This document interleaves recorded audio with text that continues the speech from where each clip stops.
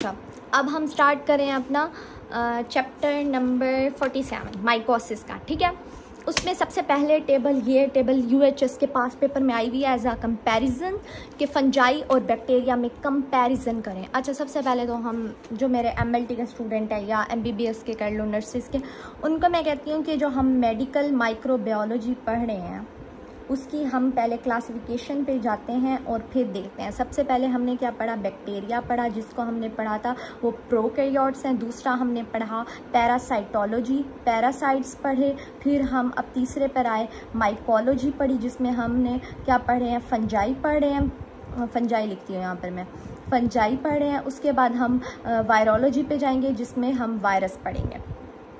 ठीक है, अच्छा, उसके बाद हम आ जाते हैं अपने सबसे पहले अब हम कंपैरिजन करें बैक्टीरिया और फंजाई का। फंजाई के यू से याद करो, ये यूकैरियोट्स हैं। बाकी हमने सारे पढ़े थे, ये भी प्रोकैरियोट्स हैं, ये भी प्रोकैरियोट्स हैं, ये भी सारे प्रोकैरियोट्स सवाए फंजाई की। सबसे पहला डिफरेंस तो इसका ये है, ये यूकैरियोट्स हैं और ये प्रोकैरियोट्स हैं। उसके बाद फंजाई का दूसरा डिफरेंस आता है इसकी सेल मेम्ब्रेन का, सेल वॉल का, एंड देन हमारा क्या आता है, सेल मेम्ब्रेन का। तो आप लोग पहले, मेरे जो स्टूडेंट हैं जो मेरे लेक्चर लेकर हैं, उनको पता होगा बैक्टीरिया की सेल वॉल किससे बनाई हुई है, जो हम जिस बेस पे हम ग्राम पॉजिटिव और ग्राम नेगेटिव बैक्टीरिया कहते थे। किसी को याद है? आप लोग तो वैसे ऑफलाइन हो, मतलब मैं कैसे आप लोगों से पूछूं। तो बेटा जी, सेल वॉल हमारे पास जो बैक्टीरिया की थी वो पेप्टाइडोग्लाइकन की बनाई हुई थी। ठीक है, पेप्टाइडोग्लाइकन की बनी हुई थी, जिसकी बेस पे हम पॉजिटिव ग्राम नेगेटिव और ग्राम पॉजिटिव जो है ना कहते थे। ग्राम पॉजिटिव में पेप्टाइडोग्लाइकन की थिकनेस ज़्यादा थी और ग्राम नेगेटिव में पेप्टाइडोग्लाइकन की थिकनेस कम थी। इसमें ग्राम स्टेनिंग करते तो इसका पर्पल कलर आता था, इसकी ग्राम स्टेनिंग करते थे तो इसका क्या आता था, पिंक कलर आता था, लाइट कलर आता था हमारे पास, और इसका पर्पल कलर आता था। ये हमने ग्राम स्टेनिंग पढ़ी थी। पॉजिटिव और नेगेटिव इनकी सेल वॉल में पेप्टाइडोग्लाइकन होता है, मगर सेल वॉल फंजाई की सेल वॉल में क्या होता है, काइटिन होती है। अब आगे से इसकी हम फर्दर इसको मजीद पढ़ते हैं। अच्छा, इसकी सेल मेम्ब्रेन का क्या डिफरेंस होगा, सोचने वाली बात है। ये वाहिद है जिसमें क्या होता है, एर्गोसिट्रोल होता है। एर्गोसिट्रोल मतलब लिपिड होता है, और हमारी सेल मेम्ब्रेन में क्या होता है, ह्यूमंस की कोलेस्ट्रॉल होता है हमारी उसमें। लेकिन बैक्टीरिया की सेल मेम्ब्रेन में कौन सा ऐसा बैक्टीरिया था जो मैंने आपको याद कराया था, जिसकी सेल मेम्ब्रेन में सिर्फ एक था वाहिद, जिसकी सेल मेम्ब्रेन में लिपिड था। कौन सा, सोचें। सबसे छोटा बैक्टीरिया जो मैंने आपको पढ़ाया था ना, माइकोप्लाज्मा वाहिद ऐसा था जिसकी सेल मेम्ब्रेन में, उसकी सेल वॉल नहीं होती, हमने माइकोप्लाज्मा का पढ़ा था, इसकी सेल वॉल नहीं होती, और इसकी सेल मेम्ब्रेन में हमने पढ़ा था स्टीरोल्स होते हैं।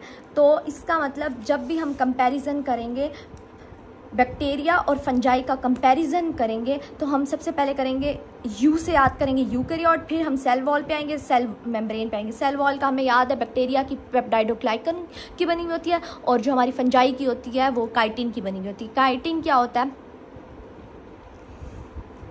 वो मजीद मैं आपको बताती हूँ। उसके बाद आ जाते हैं हम सेल मेम्ब्रेन में। सेल मेम्ब्रेन की उसकी होती है एर्गोसिट्रोल की होती है। एर्गोसिट्रोल क्या है, लिपिड है, और हमारा सिर्फ एक बैक्टीरिया वाहिद जिसकी सेल मेम्ब्रेन में लिपिड है जो कि स्टीरोल है, वो क्या है, माइकोप्लाज्मा है। यहाँ तक हो गया डन। अब आ जाते हैं हम अगली बुक पे। मेरे पेज बहुत ज़्यादा होते हैं बेटा, खैर। अच्छा, अब हम आ जाते हैं बैक्टीरिया, फंजाई और बैक्टीरिया। सबसे पहले हमने क्या कहा, हाँ, और दूसरी चीज़ साइज़ पे आ जाओ। सबसे यूकैरियोट पढ़ लिया, सेल मेम्ब्रेन वॉल पढ़ ली, सेल मेम्ब्रेन पढ़ ली। अब हम आ जाते हैं अपनी साइज़ पे। साइज़ का मैंने आपको पहले लेक्चर में बताया था, सबसे बड़े क्या होते हैं, ये याद रखोगे, हर जगह डिफरेंस लिख लोगे।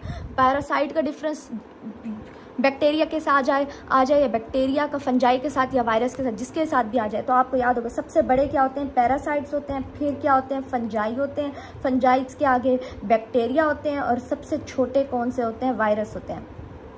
ठीक है, ये साइज़ का आप एक बार सीक्वेंस याद करो तो हमेशा कंपैरिजन में लिख सकते हो। तो हमने यहाँ पर कंपैरिजन जब आया तो हमने पहले लिखा है भाई ये बड़ा होता है और ये छोटा होता है।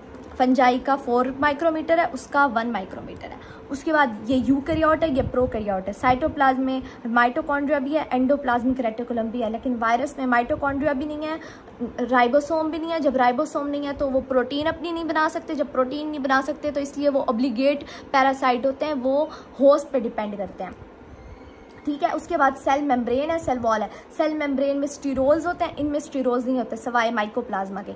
इसको ये MCQs लिख लो, हाईलाइट जो है उसको हाईलाइट कर लो। इसमें काइटन होती है, इसमें पेप्टाइडोग्लाइकन होती है। स्पोर्स, हाँ मैंने आपको पहले बताया कि जो फंजाई है ना, जो फंजाई है वो अपने आप को रिप्रोड्यूस कैसे कराती है।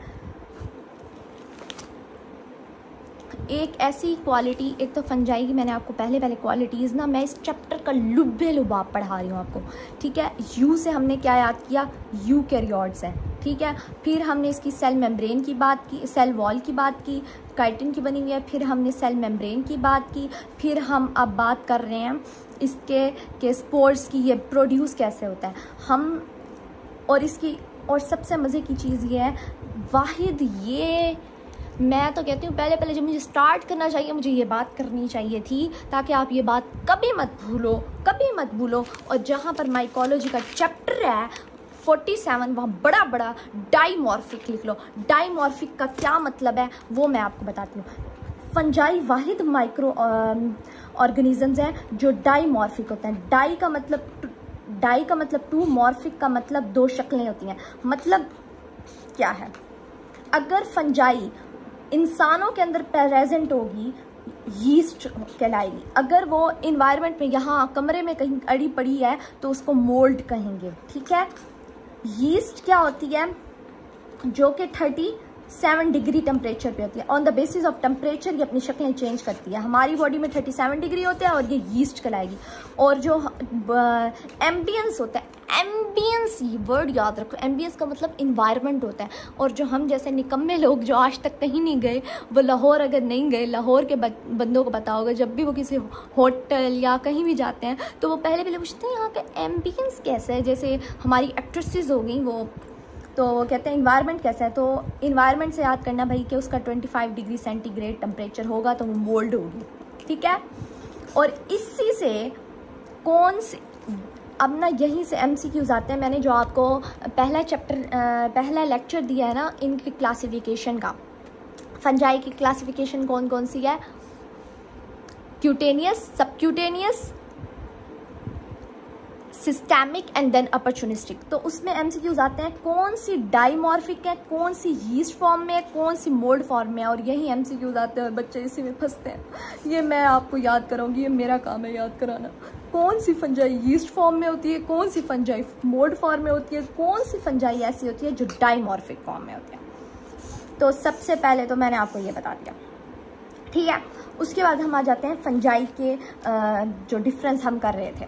अच्छा, फंजाई जब ना रिप्रोड्यूस होती है ना, यीस्ट में जब बड़ी होगी, हमारी बॉडी में ये बड़ी होती है बडिंग के थ्रू, और यहाँ मोल्ड में ये क्या करती है, हाइफी बनाती है। हाइफी बडिंग क्या होती है, ऐसे बड बनाना, सिंगल बड होता है, सिंगल होती है। यहाँ पर क्या होती है, सिंगल। और हाइफी क्या होती है, ब्रांच लाइक स्ट्रक्चर होता है इसका, ठीक है। हाइफी में 2 टाइप्स आ जाती हैं, सेप्टेट और नॉन सेप्टेट, ठीक है। सेप्टेट का मतलब दीवार और नॉन सेप्टेट का दीवारें नहीं होंगी, ठीक है। ये मैं आपको मज़ीद आपको आगे बताती हूँ। अब ना जो हमारे पास हाइफी है ना, जब वो मीटिंग वगैरह करती है तो वो सेक्सुअल स्पोर भी बनाती है और एसेक्सुअल स्पोर्स भी बनाती है। इसकी टाइप्स आगे, और ये बहुत इंपॉर्टेंट पास पेपर का शॉर्ट क्वेश्चन है, ये आगे मैं आपको बताती हूँ, ये पैराग्राफ लिखा। और इसमें क्या होता है, हमने पढ़ा हुआ था बैक्टीरिया में कि वो एंडोस्पोर बनाते हैं। जब बहुत ही इन्वायरमेंट उसके लिए सूटेबल नहीं होता तो वो एंडोस्पोर बना लेते हैं। उसके बाद थर्मल डाइमॉर्फिज्म, ये डाइमॉर्फिज्म का भी मैंने आपको बताया, ये वाहिद है जो कि डाइमॉर्फिज्म शो करती है और ये नहीं करती। उसके बाद मेटाबॉलिज्म, क्योंकि अच्छा ये बहुत इंपॉर्टेंट लाइन है और बहुत इंपॉर्टेंट MCQs है। फंजाई वाहिद है जो कि यूकैरियोट है। जो यूकैरियोट होते हैं उनको ऑक्सीजन की ज़रूरत होगी ना, तो वो कभी भी एनएरोब्स नहीं हो सकते। फंजाई कभी भी एनारोब नहीं हो सकती, क्योंकि जिंदा चीज़ को सांस की ज़रूरत है। तोता है, अगर वो जिंदा है तो उसको सांस की ज़रूरत है। हम जिंदा होते हैं तो हमें सांस की ज़रूरत, ऑक्सीजन की ज़रूरत है। ठीक है, यहाँ से MCQs भी आएंगे। और ये इसमें कोई भी ऐसा ऑब्लिगेट एनारोब्स नहीं होता, लेकिन बैक्टीरिया में होते हैं। ये हमारे पास हो गया डिफरेंस। उसके बाद हम आ जाते हैं अपने पहले पेज पे।